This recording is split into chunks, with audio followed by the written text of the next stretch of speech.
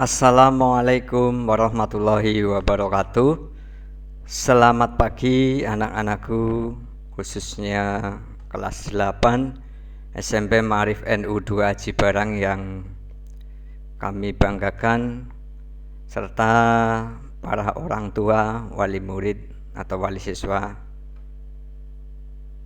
Mudah-mudahan kita semuanya dalam kondisi yang sehat dan selalu dalam lindungan Allah Subhanahu wa Ta'ala. Baik anak-anakku yang kami banggakan dan kami cintai, bahwa pada pembelajaran PJOK khususnya kelas 8 kali ini kita terpaksa melaksanakan tatap maya ya, seperti yang sudah saya sampaikan kemarin, bahwa untuk pembelajaran PJOK khususnya kelas 8 kita lakukan dengan cara virtual, dengan cara online atau dengan cara daring. Mudah-mudahan ini semuanya tidak mengurangi rasa semangat belajar kalian, walaupun kita tidak pernah atau mungkin tidak bertemu secara langsung. Baik anak-anakku yang kami banggakan khususnya kelas 8, untuk materi yang akan Bapak sampaikan hari ini adalah berkaitan dengan pembelajaran permainan bulu tangkis ya, khususnya di kelas 8. Sebelum kita mulai kegiatan pada hari ini, marilah kita sama-sama berdoa agar pertama pandemi virus ya COVID-19 yang ada di Indonesia, khususnya di wilayah Kabupaten Banyumas, segera berakhir, dan tentunya harapan kita semuanya bisa bertatap muka atau bisa sekolah lagi secara normal. Yang kedua, dengan bacaan doa mudah-mudahan kita selalu diberi kesehatan, dan kalian pada saat menerima pelajaran ini secara daring bisa diterima ya, bisa dipahami dengan baik. Berdoa dimulai. Berdoa selesai. Baik anak-anakku yang kami banggakan khususnya kelas 8, sebelum Bapak sampaikan materi berkaitan dengan permainan bola kecil khususnya bulu tangkis, ada beberapa yang ingin saya sampaikan ya. Pertama, ingin saya sampaikan dulu ya. Yang pertama,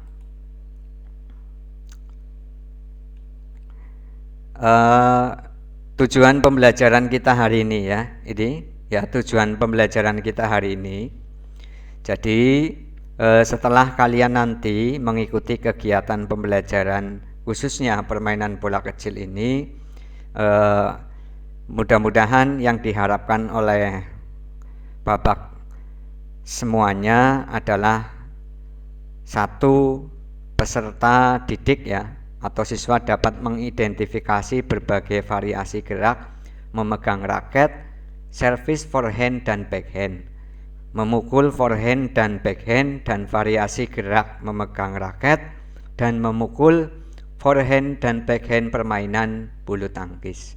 Kemudian yang kedua, peserta didik dapat menjelaskan berbagai variasi memegang raket, servis forehand dan backhand, memukul forehand dan backhand, dan variasi gerak memegang raket dan memukul forehand dan backhand permainan bulu tangkis. Yang ketiga, dapat menjelaskan cara melakukan berbagai variasi gerak memegang raket, servis forehand dan backhand, memukul forehand dan backhand, dan variasi gerak memegang raket dan memukul forehand dan backhand pada permainan bulu tangkis. Kemudian yang keempat, melakukan berbagai variasi gerakan memegang raket, servis forehand dan backhand, memukul forehand dan backhand, dan variasi gerak memegang raket dan memukul forehand dan backhand pada permainan bulu tangkis. Kemudian yang terakhir, dapat menggunakan berbagai variasi gerakan memegang raket, service forehand dan backhand, memukul forehand dan backhand, dan variasi gerak memegang raket dan memukul forehand dan backhand dalam bentuk permainan bulu tangkis yang dimodifikasi. Ini ada 5 tujuan pembelajaran kita setelah mengikuti proses pembelajaran terutama pada materi permainan bola kecil melalui permainan bulu tangkis. Saya lanjutkan anak-anakku yang kami banggakan.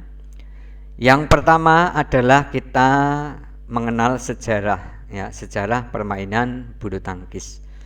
Permainan bulu tangkis ini terdiri dari 2 kata, yaitu ada bulu dan tangkis. Secara harfiah, olahraga ini bisa diartikan sebagai permainan yang dilakukan dengan cara menangkis bola, memukul bola menggunakan raket, kemudian bolanya sendiri merujuk pada kok yang memang terbuat dari bulu-bulu hewan unggas. Jadi asal daripada kok, ya, atau bola yang digunakan daripada permainan bulu tangkis ini adalah berasal dari bulu-bulu hewan unggas, ya. Tentunya hewan-hewan unggas ini adalah hewan-hewan yang sudah pilihan, ya. Kemudian bulu tangkis harus dimainkan oleh sedikitnya 2 orang. Tujuan dari permainan ini adalah memukul kok hingga bisa melayang melewati net, kemudian jatuh ke lantai di area lawan agar terhitung sebagai poin. Yang ketiga, bulu tangkis memang terlihat mudah dilakukan, tetapi olahraga ini butuh latihan dan kerja keras tinggi untuk benar-benar bisa menguasainya.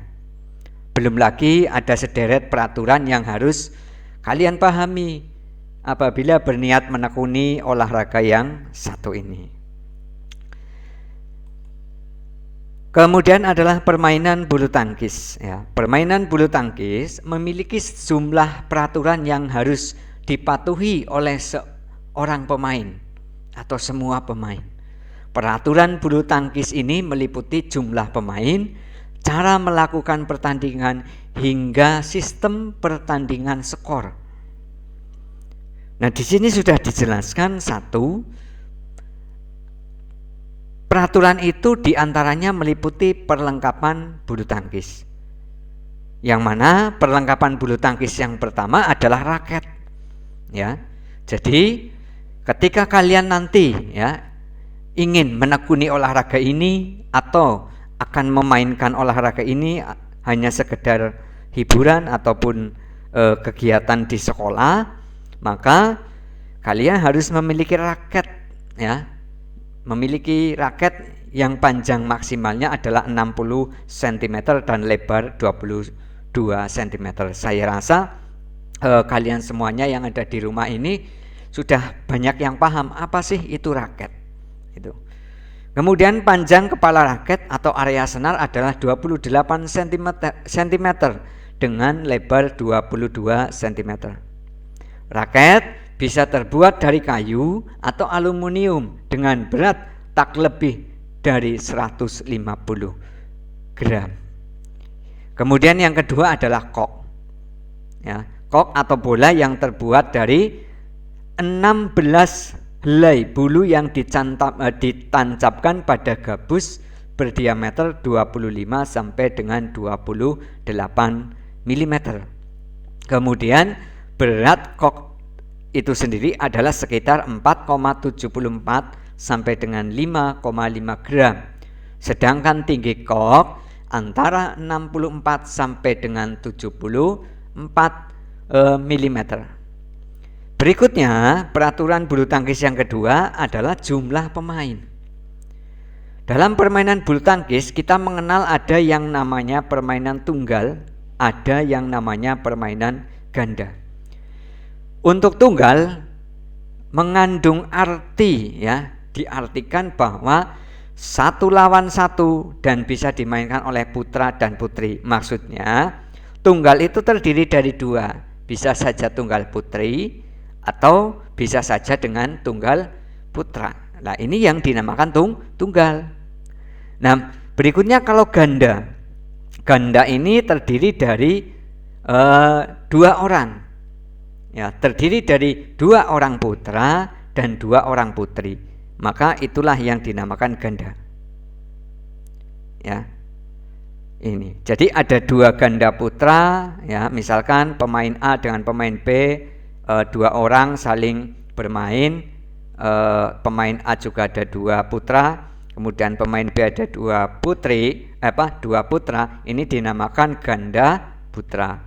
Kemudian kalau pemain A itu ada 2 putri, ya, kemudian pemain B itu juga ada 2 putri, maka inilah yang dinamakan permainan ganda putri.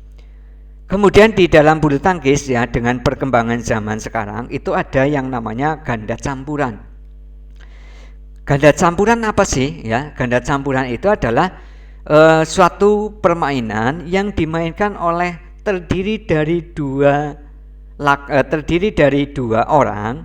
1 orang itu adalah laki-laki, 1 orang perempuan.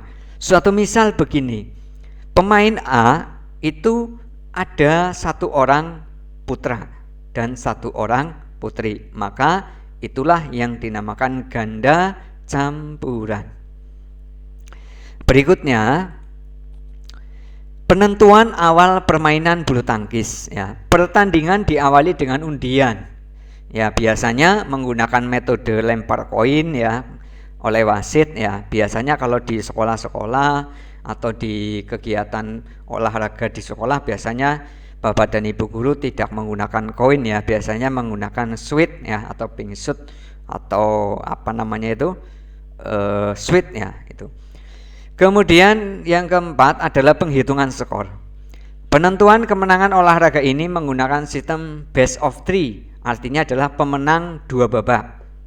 Jadi permainan bulu tangkis bisa berlangsung 2 hingga 3 babak. Apabila ada pemain yang memenangkan 2 set berturut-turut, babak ketiga tidak perlu dilakukan. Ya, misalkan pemain A melawan pemain B, ya, pemain A sudah menang sampai dengan 2 set, maka tidak perlu adanya babak ketiga. Tetapi ketika pemain A dan B, misalkan babak pertama pemain A menang, babak kedua pemain B menang, maka skornya kan masih 1-1. Nah, itulah harus dilangsungkan atau perlu dipertandingkan yang namanya babak ketiga. Di setiap setnya, pemenang yang berhasil mengumpulkan poin 21 lebih dulu, apabila terjadi kedudukan imbang di skor 20-20 jus. Ya, saya ulangi, ya. Jadi permainan bulu tangkis itu adalah game poinnya adalah 21. Nah, ketika mengalami angka sama 20-20, maka terjadilah jus atau penambahan poin. Ya, ini biasanya ketentuan wasit, ya, bisa menambahkan sampai dengan 2 poin, atau yang sesuai dengan peraturan adalah 2 poin karena hanya mencari selisih, gitu. Kemudian yang kelima, pelanggaran, ya. Pelanggaran apa sih yang biasa dilakukan dalam permainan bulu tangkis? Yang pertama adalah kok menyangkut di net, kemudian raket menyentuh net saat memukul kok, kemudian saat melakukan pukulan raket melewati net dan masuk ke area tim lawan, ya. Kita melakukan servis ternyata bolanya salah kamar atau salah area, itu dinamakan pelanggaran. Kemudian saat menerima servis, pemain sudah bergerak dulu sebelum kok berhasil dipukul. Itu. Kemudian saat melakukan dan menerima servis, pemain menginjak garis batas lapangan. Kemudian kok jatuh di luar lapangan atau meluncur lewat bawah net. Ya, lewat bawah net itu tidak boleh, ya, itu. Kemudian kok dipukul 2 kali, baik oleh 1 maupun 2 pemain dalam 1 tim, ya. Jadi dalam permainan bulu tangkis ini anak-anakku sekalian, bahwa memukulnya 1 kali, ya, tidak boleh 2 kali. Itu. Kemudian pemain sengaja mengulur waktu pertandingan. Kemudian pemain secara sengaja melakukan hal yang mengganggu tim lawan. Ini adalah bentuk-bentuk pelanggaran yang ada di dalam permainan bulu tangkis. Berikutnya adalah ukuran lapangan permainan bulu tangkis. Ukuran lapangan permainan bulu tangkis berbentuk persegi panjang yang dipisahkan oleh net di bagian tengah. Pada permainan bulu tangkis profesional, yang digunakan harus memiliki ukuran standar yang sudah ditentukan oleh induk organisasi bulu tangkis yang ada di Indonesia. Itu namanya PBSI, Persatuan Bulu Tangkis Seluruh Indonesia, maupun induk organisasi bulu tangkis dunia atau WBF ya. Badminton, induk organisasi bulu tangkis dunia dinamakan BWF ya, Badminton World Federation. Dan ukuran lapangan permainan bulu tangkis yang sesuai dengan standar PBSI yang ada di Indonesia, panjangnya adalah 13,40 meter, lebarnya adalah 6 sampai dengan 10 meter, tinggi tiang net adalah 1,55 meter, tinggi netnya adalah 1,52 meter, jarak garis servis di depan ke net adalah 1,98 meter, kemudian jarak garis servis tengah ke garis samping 3,05 meter, kemudian jarak garis servis belakang ke garis belakang itu adalah 0,76 meter, kemudian jarak garis samping ke pinggir lapangan adalah 0,46 meter permainan tunggal. Yang tadi yang di atas adalah untuk permainan ganda. Ini adalah untuk ukuran standar yang ada di permainan bulu tangkis nasional ya. Kemudian untuk yang internasional atau dunia, saya rasa hampir sama, hanya di ukurannya yang berbeda antara panjang dan lebarnya. Kalau di tingkat dunia panjangnya adalah 13,4 tunggal dan ganda, kemudian lebarnya adalah 5,18 meter untuk tunggal dan 6,1 meter untuk ganda. Berikutnya adalah teknik dasar pukul pada permainan bulu tangkis atau teknik dasar memukul dalam permainan bulu tangkis. Sama halnya dengan permainan olahraga yang lainnya, bulu tangkis juga harus dimainkan dengan teknik-teknik tertentu. Pemain bulu tangkis harus menguasai sejumlah teknik dasar, mulai dari cara memegang raket hingga melakukan pukulan. Nah, sekarang Bapak akan tunjukkan bagaimana sih cara memegang raket yang benar. Nah, ini adalah cara memegang raket yang benar ya. Jadi seperti orang berjabat tangan. Teknik ini biasa dinamakan teknik forehand ya, atau teknik seperti berjabat tangan. Baik, saya lanjut. Nah, berikutnya adalah tugas ya. Tugas kalian ini silahkan kalian kerjakan nanti di dalam sebuah buku catatan PJOK, kemudian ditulis soal dan jawabannya, kemudian fotokan jawaban kamu ke Pak Guru ya, minimal sampai dengan tanggal 2 di pukul 23.59 atau hari Kamis besok. Kalian sudah menyerahkan tugasnya, paling akhir adalah Kamis tanggal 2 September pukul 23.59 atau jam 12 malam. Mungkin ini yang bisa Bapak sampaikan untuk pertemuan permainan bulu tangkis ya. Kita sampai pada teknik dasar, mungkin nanti akan Bapak lanjut pada pertemuan yang akan datang dengan permainan bulu tangkis yang lainnya ya. Bisa saja nanti kita akan mempelajari, setelah tadi kita mempelajari teknik dasar, kita akan mempelajari bagaimana cara bermain bulu tangkis. Itu saja yang bisa Bapak sampaikan. Tetap semangat ya, tetap semangat, tetap menjaga kesehatan. Salam sehat ya, pokoknya salam sehat, kemudian tetap semangat belajar lah ya, selamat mengerjakan. Itu saja yang bisa saya sampaikan. Salam olahraga. Assalamualaikum warahmatullahi wabarakatuh.